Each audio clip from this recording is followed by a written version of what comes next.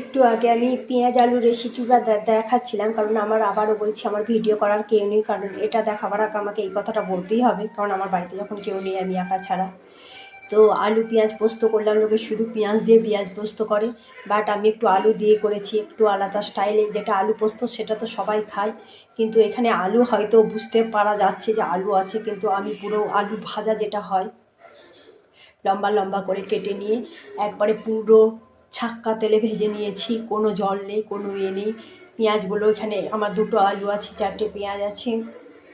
আলুগুলো তেলে ভেজে নেওয়ার পর ওই তেলে আমি একটু অল্প সামান্য কালো জিরে ফোড়ন দিয়েছিলাম, একটা শুকনো লঙ্কা ফেলে দিয়েছিলাম, কিন্তু শুকনো লঙ্কাটা ফেলে তেলে গন্ধটা টেনে নেওয়ার পর আমি ওটাকে তুলে ফেলে দিয়েছি, কারণ ওরা ভীষণ দেখতে বাজে লাগে, মুখে পড়লেও খেতে বাজে লাগে।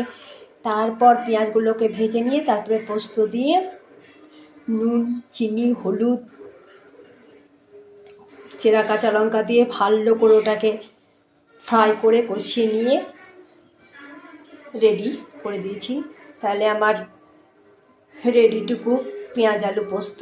কেমন লাগলো পিকচারটা পরে দিলাম, কারণ আমার করার কেউ নেই, আবারও বলছি ভিডিও করার কেউ নেই। আমার হয়ে গেল পেঁয়াজ আলু পোস্ত। এইভাবে একবার খেয়ে সবাই দেখবেন, ভালো লাগবে।